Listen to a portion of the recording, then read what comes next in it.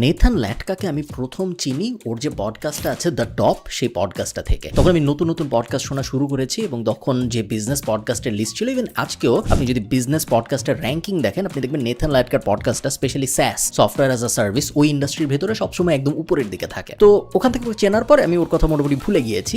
তার অনেক দিন পরে যে আমি নেথান ল্যাটকার যে বইটা how to be a capitalist without capital, এই বইটা পড়লাম এবং বইটা আমার কাছে বেশ ফ্যাসিনেটিং লেগেছে। তার আগে আমি একটা কথা বলি, নেথান ল্যাটকার পডকাস্টটা যে একদম টপ র্যাঙ্কিং এ থাকে সব সময়, এটার পিছনে একটা কারণ আছে। কারণটা হলো পডকাস্টের র্যাঙ্কিং পুরো দুনিয়ায় যেভাবে হয়, আপনারা যদি না জেনে থাকেন আজকে আমি আপনাদের শিখাই দিই পডকাস্টের র্যাঙ্কিং কিভাবে হয়। পডকাস্টের র্যাঙ্কিং মূলত হয় ডাউনলোডের ভিত্তিতে। যেই পডকাস্ট সবচেয়ে বেশি ডাউনলোড পায়, যখন ওই পডকাস্টটা রিলিজ হয়, সেই পডকাস্টটা র্যাঙ্কিং এ উপরে থাকে। তো জো রোগান সাধারণত অনেক মিলিয়ন মিলিয়ন ডাউনলোড পায়, টিম ফেরিস অনেক ডাউনলোড পায়। যেসব পডকাস্ট ডাউনলোড বেশি পায় সেগুলো সবসময় র্যাঙ্কিং এ উপরে থাকে, যারা ডাউনলোড কম পায় তারা র্যাঙ্কিং এ নিচের দিকে থাকে। এখানে একটা ব্যাপার আছে। আপনি দেখেন জো রোগান পডকাস্ট পাবলিশ করে প্রত্যেক দিন, সপ্তাহে 2 দিন হলিডে, ওই 2 দিন বাদে বাকি 5 দিন জো রোগান পডকাস্ট পাবলিশ করে। অন্যান্য যেসব জনপ্রিয় পডকাস্ট আছে, যেমন ধরেন মাই ফার্স্ট মিলিয়ন বা বেন শাপিরো পডকাস্ট, যত পডকাস্ট আছে, বা কংক্রিট আমি অনেক শুনি, অনেক পডকাস্ট আছে, এরা বেশিরভাগই আসলে প্রত্যেক সপ্তাহে একটা পডকাস্ট পাবলিশ করে। যখন আপনি প্রত্যেক সপ্তাহে একটা পডকাস্ট পাবলিশ করবেন, আপনার ডাউনলোড নাম্বার কত হবে? মনে করেন আমার পডকাস্টের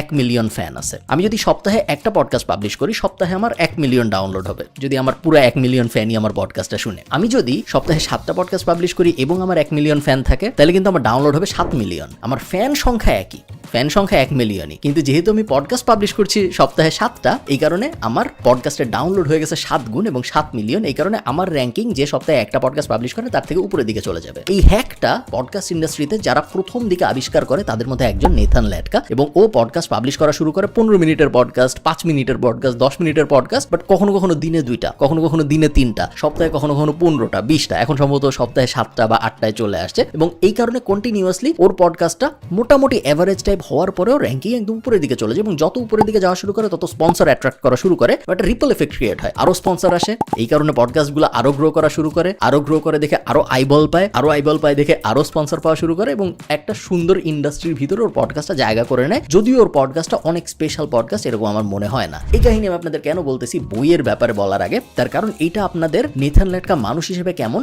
এই ব্যাপারে একটা খুব ক্লিয়ার আইডিয়া দেবে। ওর পুরো ফিলোসফিটাই হলো, ওর বইয়ের ভিতরে ও নিউ রিচ কথাটা অনেকবার বলেছে। এখন বর্তমান যুগে আপনি যদি ভালো করতে চান অ্যাজ আ উদ্যোক্তা, অ্যাজ আ বিজনেসম্যান, সেই ক্ষেত্রে আগে আপনি যা যা শিখে এসেছেন আপনার বিজনেস স্কুলে বলেন বা পুরোনো বইয়ে বলেন, ইভেন টিম ফেরিসের 4 আওয়ার ওয়ার্ক উইক, এত জনপ্রিয় একটা বই, ওই বইয়ের ভিতরেও যা কথাবার্তা বলা হয়েছে নেথান ল্যাটকার মতে তার বেশিরভাগই এখন আর সত্য না, কারণ পুরো দুনিয়া বদলায় গেছে। এবং নেথান ল্যাটকা পুরো বইয়ে অনেক কথাবার্তা বলেছে, পুরো বইয়ের রিভিউ আমরা আজকে করবো না, বাট এই বইয়ের ভিতরে যে 4টা কি পয়েন্ট বলেছে, ওই পয়েন্টগুলো নিয়ে কথা বলবো আমরা আজকের এই ভিডিওতে। আজকের ভিডিওটা স্পন্সর করেছে টেলিটক। দেশের সামগ্রিক যে ডিজিটালাইজেশন হয়েছে, এতে টেলিটকের অবদান অস্বীকার করা যাবে না।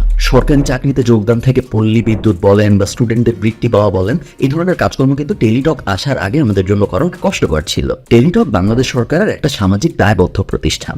এই কারণেই মূলত টেলিটক বাংলাদেশের সবচেয়ে কম দামে কল রেট এবং ডেটা প্যাকেজ দিয়ে থাকে। বিভিন্ন ধরনের মানুষের জন্য টেলিটকের বিভিন্ন টাইপের প্যাকেজ আছে, যেগুলো সবকিছু আপনারা টেলিটকের ওয়েবসাইটে গেলে পেয়ে যাবেন। এছাড়া দেশের পিছিয়ে পড়া মানুষদের জন্য হাওরে বলেন, পাহাড়ে বলেন, কানেক্টিভিটি বাড়ানোর জন্য টেলিটক নেটওয়ার্ক দাঁড় করাচ্ছে, যেটা বেশ কমেন্ডেবল একটা অ্যাক্টিভিটি। টেলিটক শতভাগ বাংলাদেশ সরকারের মালিকানাধীন একটা প্রতিষ্ঠান, তাই যদি আপনি দেশের টাকা দেশে রাখতে চান তাহলে টেলিটক ব্যবহার করুন, এবং আপনার একটা সিম যেন টেলিটকের হয়। এবং যাদের টেলিটক সিম বাইরে চার্জ বন্ধ আছে, তারা টেলিটক সিম চালু করলেই পাচ্ছেন ধামাকা অফার, যা ভিডিওতে ফেরত চাওয়া যায়। মোটামুটি ভাবে আমরা যত বিজনেস বই পড়েছি বা বিজনেস স্কুলে যখন আমরা গিয়েছি বা হিস্টোরিক্যালি যত জনপ্রিয় বিজনেস বিষয়ক জ্ঞান ছিল, সব কথায় বলা হয়েছিল আপনার ফোকাস হওয়া উচিত একটা জিনিসে যদি আপনি ফোকাস করেন, একটা বিজনেসে যদি আপনি ফোকাস করেন, একটা ভেঞ্চারে যদি আপনি ফোকাস করেন, তাহলে ওইটার উপরে আপনি পুরো অ্যাটেনশন দিতে পারবেন এবং আপনার সাকসেসফুল হওয়ার চান্স অনেক বেশি বেড়ে যাবে, যেহেতু আপনার পুরো ফোকাস একটার দিকে। নেথান ল্যাটকা বলেছে এটা খুব ভুল ধারণা, এটা এক সময়ের জন্য ভালো ধারণা ছিল, বাট এখন যদি আপনি বিজনেস ওয়ার্ল্ডে ভালো করতে চান, আপনার ফোকাস হতে হবে মাল্টি ডাইমেনশনাল, এবং একটা জিনিসে ফোকাস করাটা খুব বড় একটা ভুল। কেন? তার কারণ হলো যখন আপনি একের অধিক জিনিসে ফোকাস না করে একটা জিনিসে ফোকাস করেন, তখন আপনার ফেইলার পয়েন্টও একটা। ওই জিনিস যদি ধসে যায় আপনি পুরোপুরি শেষ। সেটা আপনি এখন আর করতে চান না বর্তমান যুগে এসে। এই কারণে যদি আপনার মাল্টিপল জিনিস থাকে, মাল্টিপল জিনিস running at the same time, এরকম একটা সিচুয়েশন যদি হয়, সেই ক্ষেত্রে আপনার সিঙ্গেল পয়েন্ট অফ ফেইলার আর থাকলো না। একটা যদি বাই এনি চান্স খারাপ করে, একটা বিজনেস যদি বাই এনি চান্স পারফরমেন্স খারাপ হয়, আপনার খুব বড় ক্ষতি হবে না, বিকজ আপনার এগ এখন আর একটা বাস্কেটে নাই, অনেকগুলো বাস্কেটে আছে। আরেকটা সবচেয়ে গুরুত্বপূর্ণ পয়েন্ট সেটা হলো নেথান ল্যাটকা বলেছে একটা বিজনেসের সাকসেসফুল হওয়ার পিছনে দুইটা খুব বড় ফ্যাক্টর হলো টাইমিং এবং লাক। টাইমিংও বেশিরভাগ সময় আপনার কন্ট্রোলে থাকে না, এবং লাক তো আপনার কন্ট্রোলে একদমই থাকে না। আপনি যদি একটা জিনিসই করেন তাহলে ওইটার সাথেও টাইমিং এবং লাক মিলে আপনার জন্য একটা সাকসেসফুল ভেঞ্চার দাঁড়াবে, এইটার চান্স বেশি, নাকি আপনি যদি 10টা জিনিস করেন তাহলে কোনোটা না কোনোটার সাথে টাইমিং এবং লাক মিলে যাওয়ার চান্স বেশি? যদি আপনি বেশি জিনিস করেন তাহলে টাইম এবং লাক আপনার ফেভারে যাওয়ার চান্স অনেক বেশি, এবং এটা আরেকটা কারণ যে কারণে একটা জিনিসের উপর ফোকাস না করে 5-6টা জিনিসের উপর ফোকাস করাকে নেথান ল্যাডকার রেকমেন্ড করে। লাস্ট যে কারণ সেটা হলো মাল্টিপ্লায়ার এফেক্ট। আপনি যখন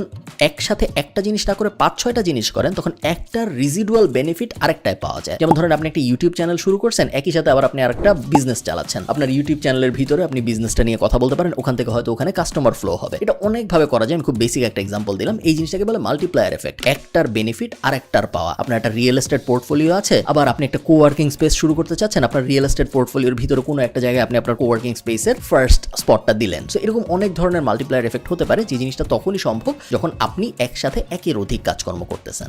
সেকেন্ড পয়েন্ট নেথান ল্যাডকার বইয়ে খুবই কন্ট্রোভার্সিয়াল। উনি বলেছে নতুন আইডিয়া খোঁজার পেছনে সময় নষ্ট করার মতো বোকামি আর নাই। আপনার কখনোই নতুন আইডিয়া খোঁজার চেষ্টা করা উচিত না একটা বিজনেস শুরু করার জন্য, বরং আপনার চেষ্টা করা উচিত এক্সিস্টিং আইডিয়া কপি করার জন্য। উনি অনেকগুলো এক্সাম্পল দিয়েছে বইয়ের ভিতরে, যেমন ফেসবুক যখন স্ন্যাপচ্যাট জনপ্রিয় হওয়া শুরু করলো, স্ন্যাপচ্যাটের সব ফিচার কপি করে ফেললো। টিকটক যখন জনপ্রিয় হওয়া শুরু করলো, ইনস্টাগ্রাম টিকটকের সব ফিচার কপি করে ফেললো। ই কমার্স যখন আসা শুরু করলো, ই কমার্স প্রথম দিকে অ্যামাজনরা করতেছিল, পরে ওয়ালমার্ট সহ বড় বড় কোম্পানিরা সবাই একদম দেদারসে কপি করলো। কেউ বড় ইন্ডাস্ট্রিতে অন্য আরেকজনের জিনিস কপি করতে একদমই পিছপা হয় না যখন সে দেখে ওটা কাজ করতেছে এবং এই সেম জিনিস আপনারও করা উচিত। নতুন একটা আইডিয়া খুঁজে বের করবো, এমন একটা কিছু করার চেষ্টা করবো যা পৃথিবীতে আগে কেউ কখনো করে নাই, এই অ্যাঙ্গেলে যদি আপনি আগান সেক্ষেত্রে আপনার সময় অনেক নষ্ট হবে, এবং যেহেতু টাইম ইজ মানি, সো 5 বছর নষ্ট করে যদি আপনি একটা আহামরি আইডিয়া খুঁজে বের করেও ফেলেন, ওই 5 বছরে আপনার যে পরিমাণ রেভিনিউ লস্ট হইলো, যেটা আপনি মোটামুটি লেভেলের একটা আইডিয়ার উপর কাজ করলে পারতেন, এটা ওয়ার্থ ইট না এই ক্যালকুলেশনটা। এই কারণে নতুন আইডিয়া খোঁজার পেছনে আপনি যত কম সময় দেবেন তত আসলে ভালো। থার্ড, নেথান ল্যাডকার এটাও একটা কন্ট্রোভার্সিয়াল স্টেটমেন্ট যে আপনার কি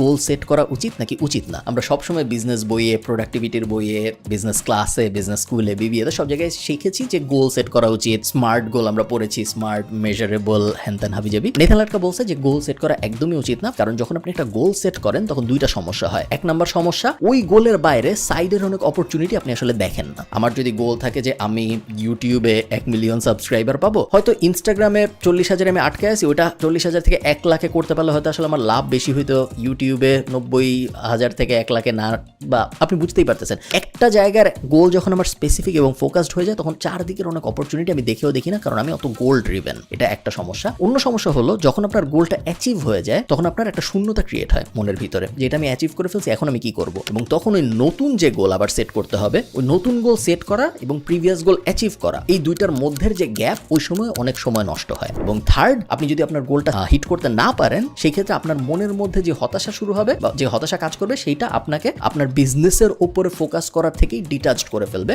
আপনার মনের মধ্যে আপনার মনে হবে যে এই জিনিস আসলে আমি খুব ভালো করতে পারি না, সেই জিনিস আমি করবো কেন। মানব জাতি হিসেবে আমাদের ব্রেন যেভাবে কাজ করে সেটা হলো কোনো একটা জিনিসে যদি আমরা সফলতা কুইকলি না পাই তাহলে ওই জিনিস থেকে আস্তে আস্তে আমরা দূরে সরে যাই। আপনি যদি গোল সেট করেন এবং বাই এনি চান্স গোল যদি অনেক কঠিন হয়ে যায় তাহলে আপনি কখনোই ওই গোল হিট করতে পারবেন না এবং খুব তাড়াতাড়ি আপনি আপনার বিজনেস থেকে অনেক দূরে সরে যাবেন এবং ইভেন্চুয়ালি বিজনেসটা মরে যাবে। তো নেথান ল্যাডকার কি বলছে তাহলে কি করা উচিত? উনি বলেছেন যে গোল সেট করার কথা একদমই ভুলে যাবো আমরা, এর বদলে আমরা দুইটা জিনিস করব। আমরা এসওপি সাজাবো, স্ট্যান্ডার্ড অপারেটিং প্রসিডিওর, এবং আমরা আমাদের পুরা বিজনেসটাকে সিস্টেমে কনভার্ট করার চেষ্টা করব। আমরা সিস্টেম সাজাবো বিজনেসের ভিতরে, যে একটা লিড আসলে সেই লিডটা কিভাবে কাস্টমার পর্যন্ত কনভার্ট হবে, এই পুরো প্রসেসটা আমরা সাজাবো এবং তারপর একজনকে দিয়ে দেবো। একইভাবে আমার বিজনেসের যে কয়টা এলিমেন্ট আছে, যে কয়টা মুভিং এলিমেন্ট আছে, সব কয়টাকে আমি একটা এসওপি দ্বারা একটা সিস্টেমে কনভার্ট করবো এবং তারপরে এগুলো আমি হ্যান্ড ওভার করবো, যাতে করে আমি বিজনেস থেকে দূরে থাকতে পারি, অ্যাট দ্য সেম টাইম আমার বিজনেস ফ্লারিশ করতে পারে। লাস্ট, বিজনেসের জন্য নেথান ল্যাডকার যে অ্যাডভাইস সেটা হলো কখনোই গোল্ড বিক্রি করার চেষ্টা না করতে এবং শাবল বিক্রি করার চেষ্টা করতে। এটা খুব কমন একটা এক্সাম্পল, এটা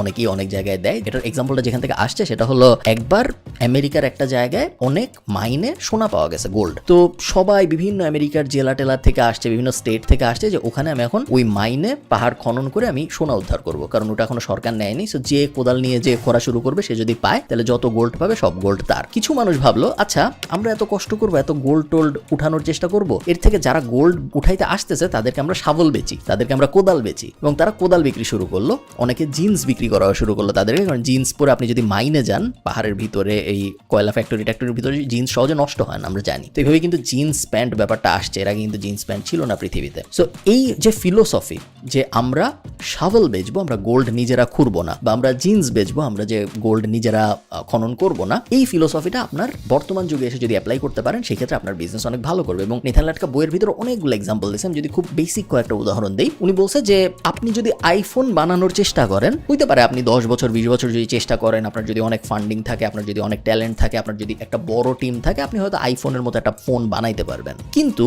আপনি যদি আইফোনের কেস বানাইতে চান, আপনি চায়নার সাথে যোগাযোগ করে 2 থেকে 3 মাসের ভিতরে সুন্দর কিছু ডিজাইনের আইফোন কেস বানায় ফেলতে পারবেন। আইফোন বানানোটা হলো গোল্ড খনন করা, আইফোন কেস বানানোটা হইলো শাভল বিক্রি করা। উনি আরো কিছু এক্সাম্পল দিছে, যেমন ধরেন আপনি যদি একটা অ্যাপ বানাইতে চান সেলস ফোর্সের জন্য বা শপিফাইয়ের জন্য, খুব একটা জটিল কাজ না। শপিফাই অলরেডি একটা এস্টাবলিশড প্ল্যাটফর্ম, এটার ভিতরে অনেক অ্যাপ আছে এবং এটা অলরেডি অনেক ট্রাফিক আছে। সেলস ফোর্সও সেম, সেলসের জন্য বিশাল একটা প্ল্যাটফর্ম, এটার ভিতরে অনেক অ্যাপ আছে, এটার ভিতরে অলরেডি মানুষ আছে। তো আমি যদি একটা অ্যাপ বানায় সেলস ফোর্সে জমা দেই বা আমি যদি একটা অ্যাপ বানায় শপিফাইয়ে জমা দেই, আমার ওইটা ইউজার অ্যাকুয়ার করার যে প্রসেসটা ওটা অনেক সহজ হবে কম্পেয়ার টু আমি নিজেই যদি শপিফাইয়ের মতো একটা কোম্পানি দাঁড় করাইতে চাই বা আমি নিজেই যদি একটা সেলস ফোর্সের মতো কোম্পানি দাঁড় করাইতে চাই। এগেইন অ্যানাদার এক্সাম্পল যে কেন আমরা শাভল বেচবো, আমরা নিজেরা গোল্ড খনন করতে যাব না।